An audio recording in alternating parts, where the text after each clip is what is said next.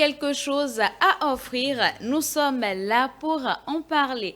Votre émission commerciale Coup de pouce vous tend les bras et vous souhaite la bienvenue dans ce nouveau numéro.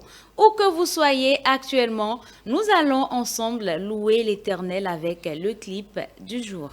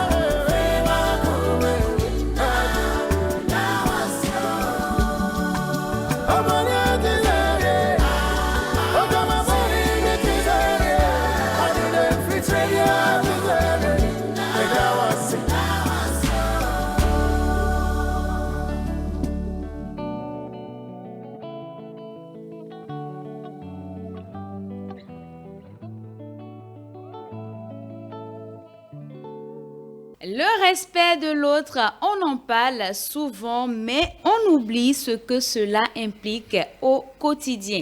Aujourd'hui, nous ouvrons le débat sur ce sujet fondamental dans votre rubrique Instant Famille avec le révérend pasteur Aimé Prudence Djidou. Bonsoir, pasteur. Bonsoir, Eunice, et bonsoir à tous les téléspectateurs. J'espère que vous allez bien. Oui, je rends grâce, je bénis le nom du Seigneur. Votre tenue vous va bien. Merci beaucoup.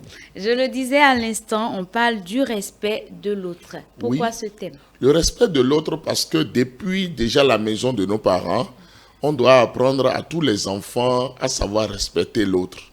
Les parents eux-mêmes doivent être déjà des exemples, des modèles en la matière et tous les autres acteurs de notre famille doivent apprendre le respect de l'autre, apprendre à valoriser l'autre, apprendre à savoir écouter les autres, apprendre à ne jamais rabaisser qui que ce soit. C'est de ça qu'il s'agit. Que peut-on donc comprendre par le mot respect? Le respect alors de l'autre, c'est le fait de valoriser l'autre, de considérer les droits alors d'une personne, quel que soit son âge, son opinion, sa culture, son mode de vie. Voilà. Puisqu'on parle du respect de l'autre, dans la série, il faut en parler en famille. Oui. Quel est le rôle des parents dans l'apprentissage du respect aux enfants? C'est très important que les parents, que chaque parent apprenne alors aux enfants déjà, depuis la cellule de base de la vie, la famille, alors à savoir respecter l'autre, à ne jamais alors se moquer d'une autre personne parce que cette personne est un peu déformée peut-être, un peu paralysée ou bien n'a pas alors la même forme alors que celui ou celle qui est en train de se moquer. Ce n'est pas normal. Donc déjà, les parents doivent donner cette discipline-là alors à leurs enfants pour que les enfants ne passent pas tout le temps alors à dévaloriser, à rabaisser, à se moquer, à ne pas écouter les autres, à ne pas savoir dire merci alors aux autres, à ne pas savoir parler et à hausser tout le temps le ton, à violenter carrément d'autres personnes parce que se disant peut-être plus nantis, se disant peut-être plus valorisé parce que peut-être d'une famille plus royale et que les autres sont comme des esclaves ou bien plus diplômés, plus ceci. Non. Quoi qu'en soit alors la raison, aucune personne dans une famille ne doit dévaloriser les autres, mais respecter les autres et donner de la valeur aux autres. Est-ce que respecter quelqu'un, c'est toujours être d'accord avec lui? Pas forcément. On peut ne pas être d'accord avec l'autre, mais ce n'est pas une raison pour violenter l'autre, pour rabrouer l'autre, pour l'insulter, pour se moquer de cette personne, ou bien pour l'injurier même carrément. Non, mais il faut être toujours doux, il faut pouvoir s'expliquer dans la paix pour pouvoir faire passer son avis, argumenter simplement et dans la douceur. À votre avis, pourquoi certaines personnes ont du mal à respecter les autres? Déjà, le problème vient de la famille, tel que nous sommes en train de le dire. Si au sein d'une famille, la maman même s'assoit pour se moquer alors des gens, si peut-être le papa même installe dans sa propre maison alors un forum pour critiquer négativement, pour trouver des raisons de ne pas considérer telle ou telle ethnie, telle ou telle personne de leur communauté peut-être religieuse, alors déjà on est en train de donner la main comme ça aux enfants à ne pas respecter les autres, à trouver alors des arguments pour être tout le temps en train de parler des autres et à ne pas aussi être focalisé sur ce qui est essentiel.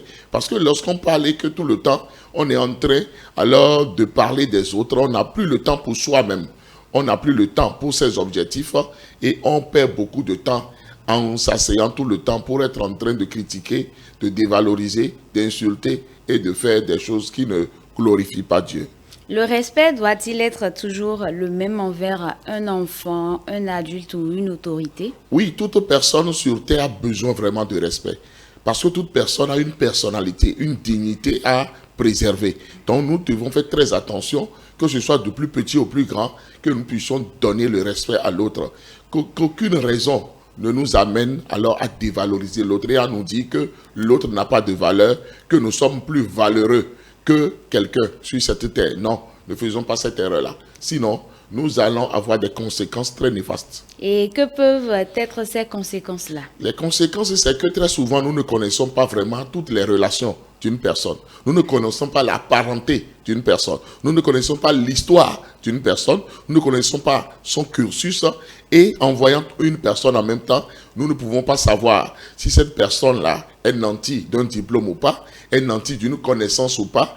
Et nous ne pouvons même pas savoir le nom de la personne sans que cette personne-là ne réponde déjà à notre question pour se présenter. Donc si nous commençons déjà par juger cette personne, pas dévaloriser cette personne, pas ne pas respecter cette personne, les conséquences seront vraiment très néfastes.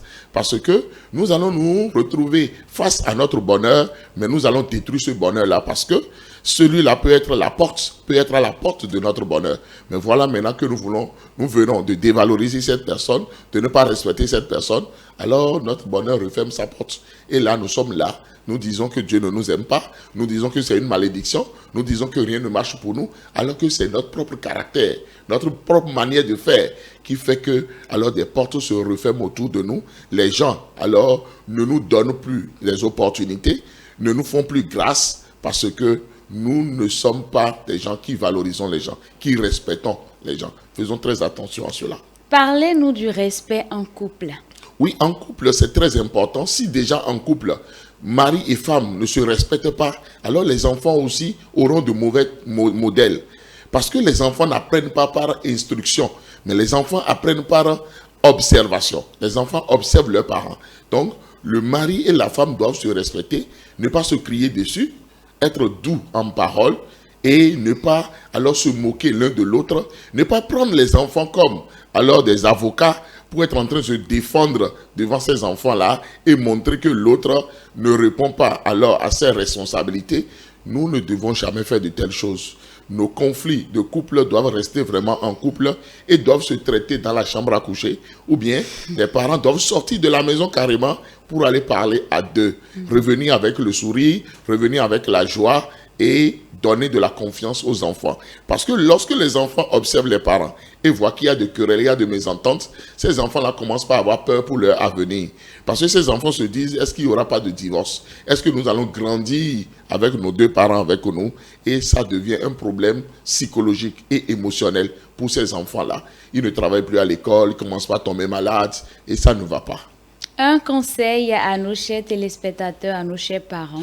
Oui, c'est très important alors de respecter l'autre, que ce soit entre adultes, que ce soit entre enfants, et aussi dans nos familles, c'est très bon alors d'en parler, et ne pas seulement en parler, mais de faire vraiment respecter l'autre. Si nous constatons dans la vie de l'un de nos enfants que cet enfant-là commence pas à se donner trop de valeur et dénigre ou bien rabaisse les autres, nous devons réagir très rapidement avec une très bonne discipline pour rétablir l'équilibre. Et nous-mêmes, en tant que parents, nous devons nous respecter pour que les enfants aient de très bons modèles. D'accord, merci beaucoup, pasteur. On va y aller en langue locale.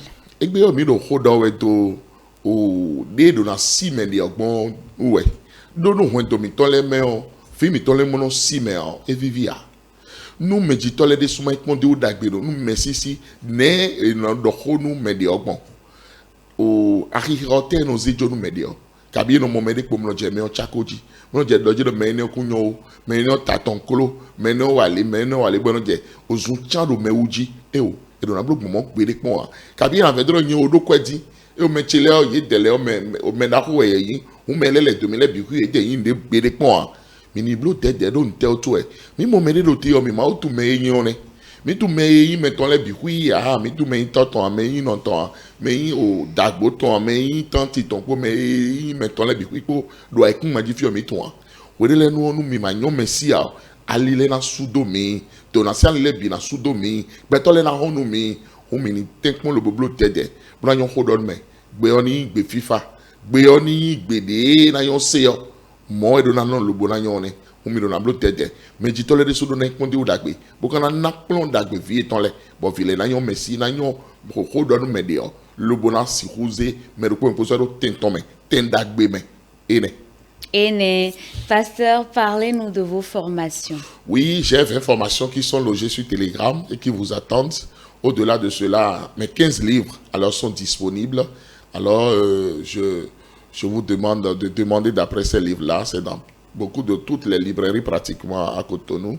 C'est sur Telegram pour ceux-là qui sont à l'extérieur et dans beaucoup de pays aussi. Pour vous contacter, quel numéro faut-il jouer? Il suffit de taper le plus 229 01 95 15 67 40 ou le plus 229 01 97 56 63 34. Merci beaucoup, c'est toujours un plaisir de vous avoir. Le plaisir est partagé. Le respect de l'autre, c'est la base de toute relation saine, qu'elle soit familiale, amicale, professionnelle ou citoyenne. C'est la fin de votre rubrique Instant Famille. On se retrouve juste après ceci.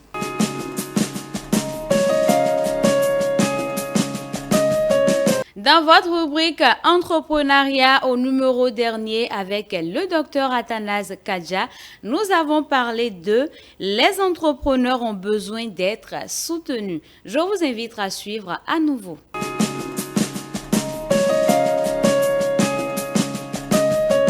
Les entrepreneurs ont besoin d'être soutenus. C'est le thème qu'on aborde dans votre rubrique Entrepreneuriat d'aujourd'hui, bien sûr, avec le docteur Athanase Kadja. Tout sur ce thème, c'est bien sûr avec lui et c'est ce sur quoi nous allons consacrer ces quelques minutes. Bonsoir, docteur. Oui, bonsoir ma soeur, bonsoir chers téléspectateurs et je salue spécialement les entrepreneurs. Wow! On vous salue également. Oui. On parle de les entrepreneurs ont besoin d'être soutenus. Oui, quand nous parlons des entrepreneurs, les entrepreneurs jouent un rôle important dans la société. Pourquoi? Parce que c'est eux qui créent la richesse. C'est les entrepreneurs qui créent la richesse. C'est les entrepreneurs qui réduisent le taux de chômage. Vous savez que dans une société, l'État ne peut pas pourvoir du travail à tout le monde. Moi, j'ai fait un peu de temps aux États-Unis. Même aux États-Unis, l'État ne pourvoit pas du travail aux citoyens. Il n'y a aucun pays où un État est capable de pouvoir du travail à tout le monde. Non. Mais les entrepreneurs sont là, créateurs de richesses, et c'est eux qui permettent au taux de chômage, c'est-à-dire ceux qui, les diplômés sans emploi, les gens qui ne peuvent pas entreprendre eux-mêmes, c'est eux qui travaillent pour qu'ils puissent sortir du chômage. Donc, par conséquent, ils ont besoin d'être soutenus dans beaucoup de domaines. D'accord. Et de quel soutien parle-t-on?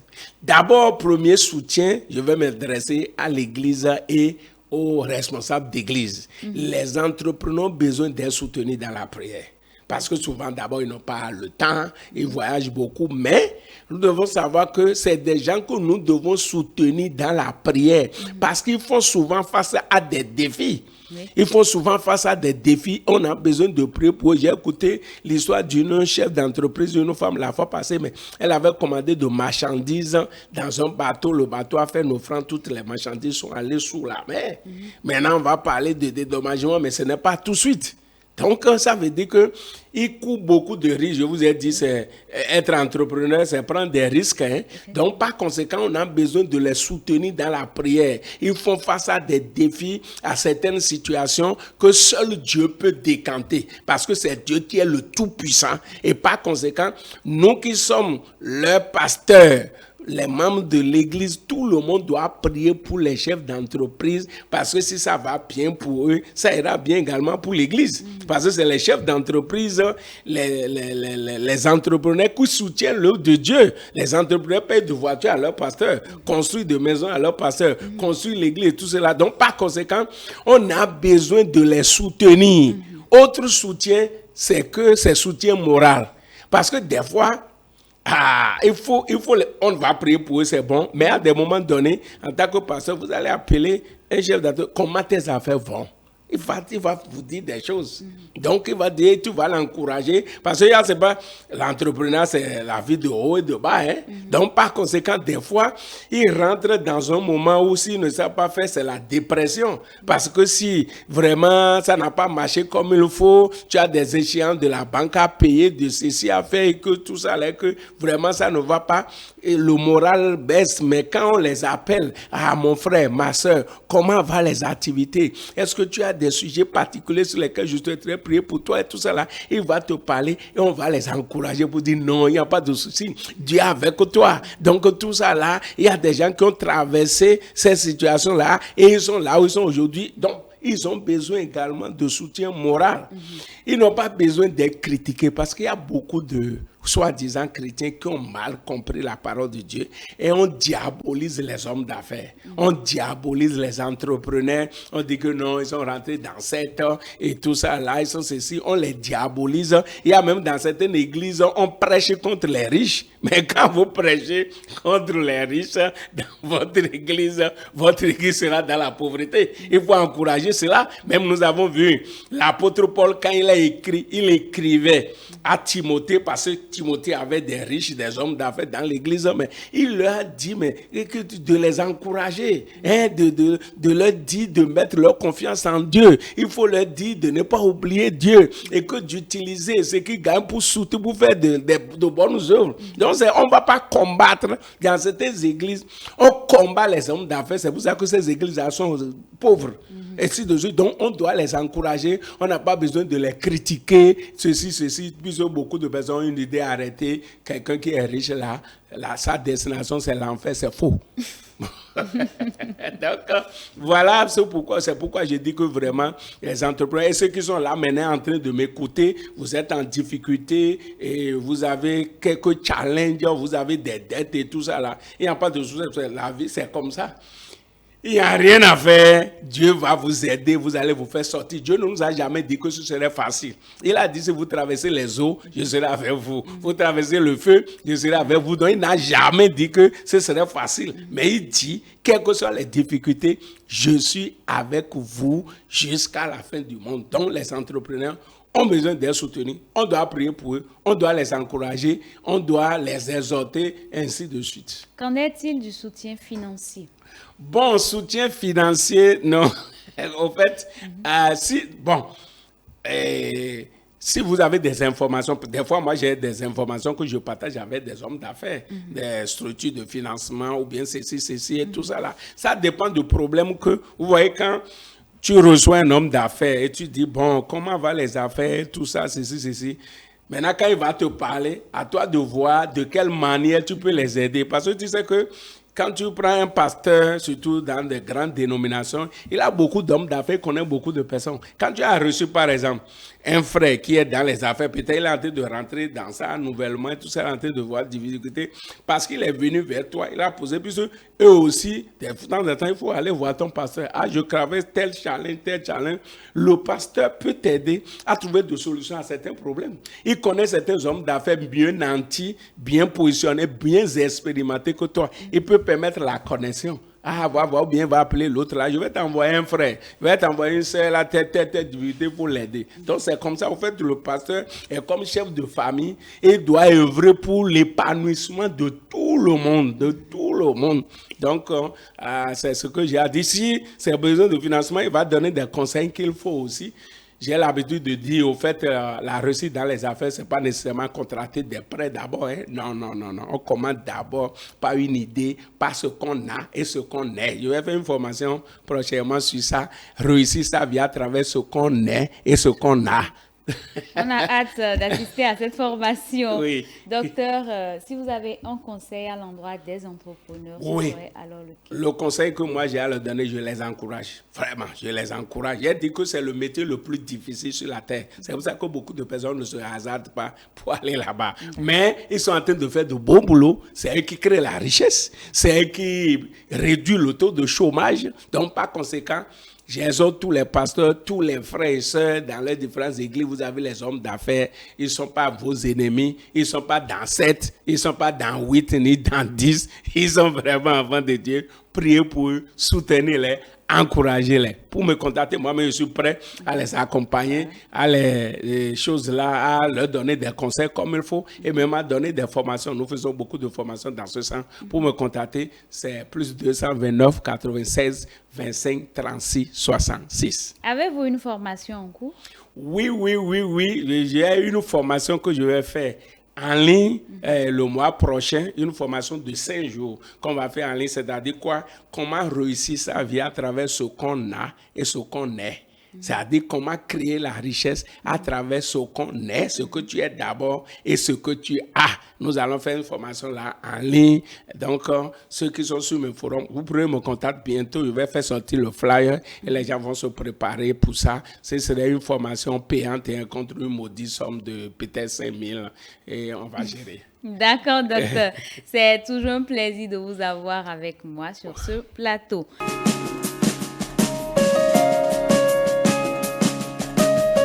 Votre émission commerciale Coup de pouce se poursuit. Ce 31 mai, les ministres de Dieu seront à l'honneur. Et pour en parler, je suis avec un apôtre, un évangéliste et un pasteur que nous allons découvrir ensemble. Bonsoir apôtre. Bonsoir chers journalistes. J'espère que vous allez bien. Très bien par la grâce de Dieu et chez toi. Ça va, je rends grâce à Dieu. Merci. Présentez-vous à nos chers téléspectateurs. Alors ici vous avez votre serviteur, le révérend apôtre Tanguy T. Tanclan. Je suis le responsable de la vision de la conférence des leaders locaux pour la lumière de Christ au Bénin. Merci. Un plaisir de vous avoir sur ce plateau. Plaisir partagé. You are welcome, man of God. Thank you. Présentez-vous à nos chers téléspectateurs. Introduce yourself. My name is Evangelist Prince Ukiri. I'm a Nigerian. C'est un I'm a plaisir missionary. aussi de A vous missionary. avoir. Bonsoir, pasteur. Bonsoir, chers journalistes. Présentez-vous aussi à nos chers téléspectateurs. Merci. Je suis le pasteur Mesteno Roméo, et dirigeant de l'Église de la Grande Croisade d'évangélisation mondiale et au Bénin. Soyez les bienvenus. Merci. Apôtre, on parle de la conférence des ministres de Dieu. Je rappelle que c'est une conférence très spéciale. Absolument, c'est une importante conférence qui va quand même galvaniser pour apporter beaucoup de connaissances aux hommes de Dieu et aux servants de Dieu de notre nation au Bénin. Et cette conférence est organisée afin d'amener les hommes de Dieu à avoir la lumière de percer dans leur ministère. C'est pourquoi nous avons baptisé le thème de cette conférence et comprendre et approprier le pouvoir de la percée dans le ministère. Alors, cette conférence aura lieu le 31, samedi 31 mai prochain au Bénin, oui, et à Cotonou, précisément à Guédro Médé, et dans l'église de notre papa Enes Ouéounou, Chandelier d'Or. Donc, nous sommes là en tant que responsables de la conférence des leaders locaux et nous sommes en collaboration avec cette grande, vous voyez, mission appelée Grande Croisade d'évangélisation mondiale qui a pour siège le Nigeria, donc est sous le reparrainage de notre papa Enes Ouéounou, c'est-à-dire l'association AMEB, et nous bénissons le Seigneur pour ce merveilleux programme et nous invitons les hommes de Dieu, les servants de Dieu béninois à participer massivement à cette conférence parce que cette conférence va quand même apporter un plus à leur connaissance afin qu'ils puissent avoir le percé réellement dans leur ministère afin d'impacter la nation béninoise, l'Afrique et pourquoi pas le monde entier. Quelles sont les conditions d'accès à cette conférence? Il n'y a pas de conditions, seulement si vous êtes un appelé, vous êtes un diacre ou diaconesse, vous êtes un serviteur de Dieu, vous êtes un appelé de Dieu, voilà, de façon générale, vous êtes invité à cette conférence. L'entrée est libre et gratuite, il n'y a rien à payer. Quel est le programme de cette conférence?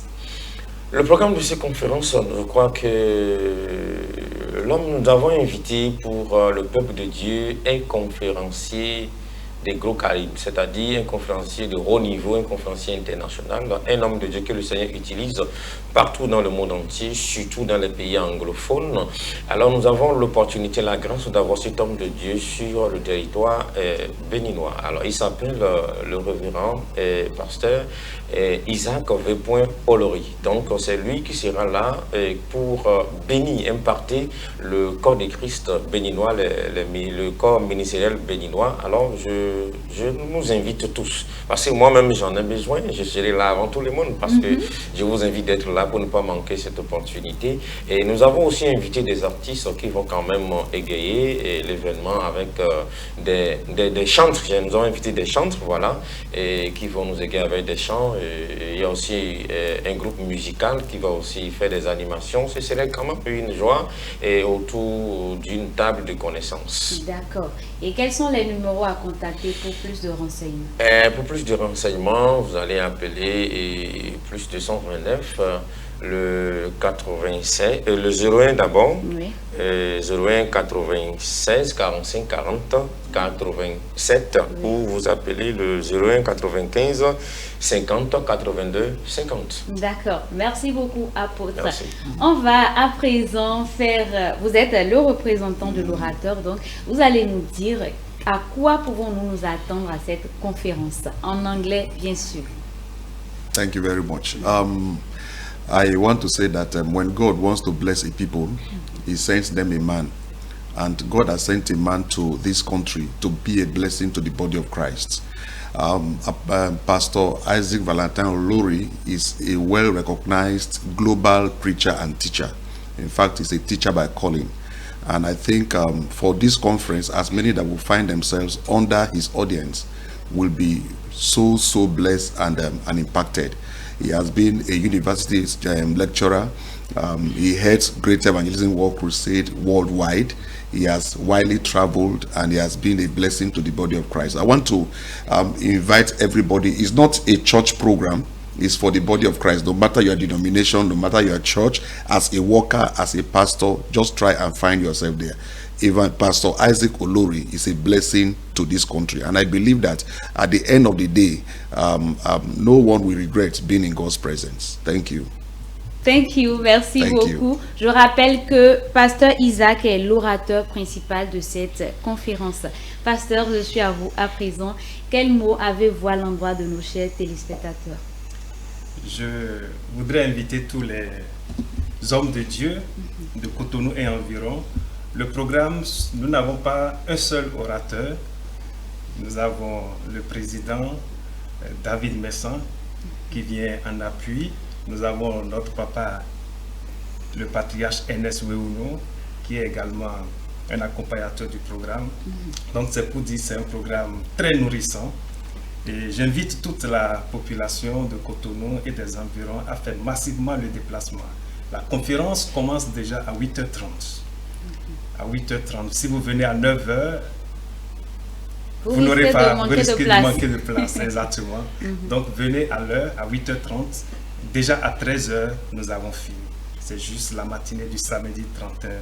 D'accord. Merci. Donc nous invitons tous les hommes de Dieu. C'est uniquement pour les hommes de Dieu, c'est bien ça? Et les ouvriers d'église aussi. Les ouvriers d'église, les diacres, vous voyez. D'accord. Et quand on est hors du Bénin, on voudrait y assister, est-ce qu'on peut venir aussi? Absolument. Partout où vous êtes, vous pouvez quitter les États-Unis, Londres, partout, vous pouvez participer à cette conférence. Avez-vous un dernier mot à nos chers téléspectateurs après? Alors, je voudrais remercier nos chers téléspectateurs de cette merveilleuse télévision Évangélique TV.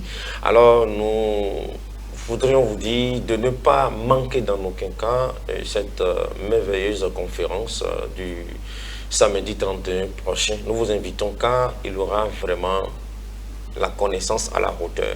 Donc pour changer vos ministères, pour avoir le percé, parce que notre nation, le Bénin, rare d'avoir ou minimes sont ces églises-là qui ont déjà le percé ministériel. Donc c'est pour cela le Nigeria à côté, quand même nous connaissons des grands hommes de Dieu.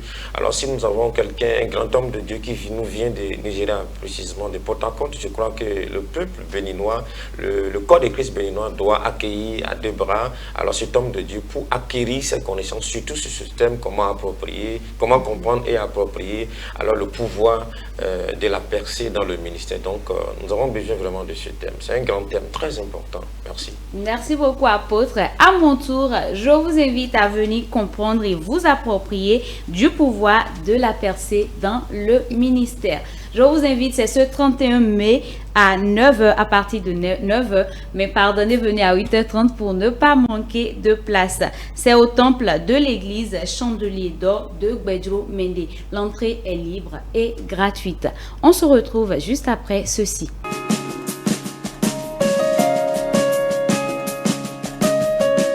Les histoires édifiantes, c'est avec le pasteur Jean-Louis Gaillard. Ensemble, découvrons une nouvelle histoire du pasteur. L'inattendu du soir. C'était un soir comme les autres, ou presque. Le soleil se couchait lentement derrière les immeubles fatigués de notre quartier. À la maison, le frigo résonnait d'un silence glacial. Vide. Pas de pâtes, pas de riz, même pas un morceau de pain oublié. Rien. Ma maman faisait les étagères de la cuisine comme si par miracle quelque chose allait apparaître. Elle ne me disait rien, mais je voyais son cœur serré dans ses yeux. Ce soir-là, elle devait encore préparer son repas pour sa formation du lendemain. Et pire encore, il ne restait presque plus d'essence dans sa vieille voiture cabossée. Une voiture qui refusait parfois de démarrer, même quand le réservoir était plein. J'aurais voulu faire quelque chose, mais j'étais juste une petite fille de 10 ans. Alors, j'ai fermé les yeux et j'ai murmuré « Jésus, on a besoin de toi !» Sans un mot, maman a pris ses clés et m'a dit doucement « Viens, on va aller chez ta tati !» Le trajet semblait long, le silence dans la voiture était plus pesant que le bruit du moteur. On aurait cru qu'il allait caler à chaque feu rouge. Arrivé chez ma tante, maman n'a pas eu besoin d'expliquer. Elle a juste souri, un peu gênée, un peu triste. Et là, le miracle est arrivé. Sa tati a disparu dans sa cuisine, puis elle est revenue avec un sac énorme, rempli de provisions, des pâtes, du riz, des lentilles, du jus, du café, comme si elle savait exactement ce dont on avait besoin. Et ce n'est pas tout. Mon autre tante est arrivée, comme par hasard. Elle a glissé 20 € dans la main de ma maman en disant juste « Je ne sais pas pourquoi, mais j'ai pensé à toi aujourd'hui ».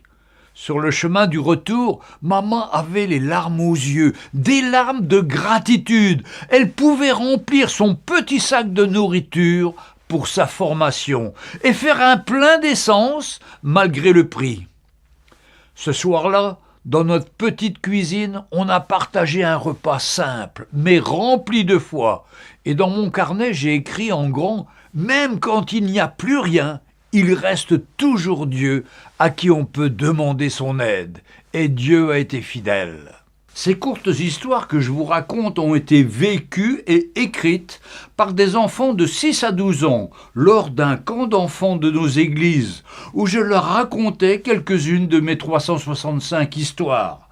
Dans ce camp, tous les enfants désiraient écrire leur propre histoire et ont donné comme titre de ce recueil « Les histoires incroyables du camp 2025 ».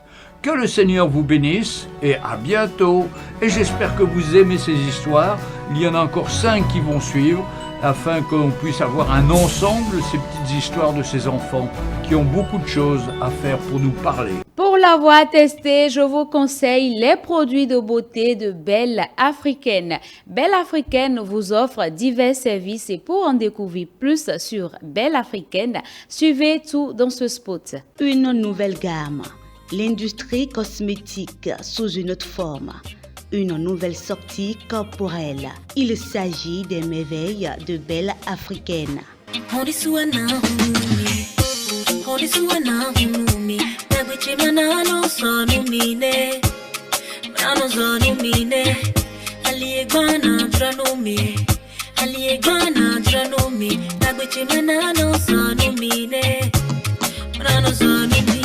Belle Africaine, une institution complète de charme, d'esthétique, de magnificence, d'éclat qui crée l'harmonie entre la nature et les hommes, l'excellence et la perfection, l'éclat et le bien-être, le physique et l'attirance. Cette maison de solutions corporelles et d'assurance de sa personnalité, posture, vient donner la joie au couple et aux personnes qui ont toujours envie de briller. Et tout ceci grâce à la production au naturel, sans composition chimique des crèmes, des émulsions, lotions, gel, huile de peau, masque de beauté, fond de teint, poudre de maquillage, poudre pour l'hygiène corporelle, poudre pour le bain, les produits de douche, les pommades, les produits d'entretien capillaire. Je suis passé par une étape qui ne dit pas son nom. Toujours entouré mais je me sentais solo. Je portais un masque, j'étais garçon sans nom. Mon ancienne vie n'a rien donné. Les mauvais amis m'éloignent de mon destin. Je leur parle de Dieu et ils deviennent distants. Je ne sais pas pourquoi ils m'est distant. Ma longueur d'avance, c'est ça qui me distingue. Je suis devenu père parce que Dieu a dit oui. Je suis devenu homme parce que Dieu a dit oui. Je suis devenu star parce que Dieu a dit oui. Tant pis pour celui qui m'a comme ennemi. Certaines choses ne s'expliquent pas. L'amour que j'ai pour Dieu, il ne me pas. Il a sa main sur moi, il ne me quitte pas. J'ai le permis, ma conduite, on me la dicte pas. Cet établissement de somptuosité a représenté le Bénin au Togo pour la foi internationale dans le domaine de l'hygiène corporelle. Faites alors confiance à la maison de beauté Belle Africaine et offrez à votre époux, à votre épouse, à vos enfants, à vos familles et à vous-même des produits de qualité et abordables. À tout ceci s'ajoutent les mèches, tissus, des centres de formation et d'orientation en bien-être, en coiffure, en soins hygiène corporelle. Les productions de Belle Africaine sont dans toutes les pharmacies du Bénin et de la sous-région. Au Bénin, elles se trouvent à Saint-Jean, en face de l'église catholique Saint-Jean, à Ménotin, à Dodji-Révier, non loin du pont de Révier, et bien d'autres. Contactez Belle Africaine au plus 229 96 71 57 64, le plus 229 61 20 13 61 ou le plus 229 96 92 18 71. N'oubliez surtout pas que Dieu aime la beauté et se réjouit dans la beauté, et Belle Africaine est là pour vous. Et voilà, c'est la fin de votre rendez-vous commercial Coup de pouce, l'émission qui valorise vos idées, vos talents et vos projets. Nous vous laissons dans un instant.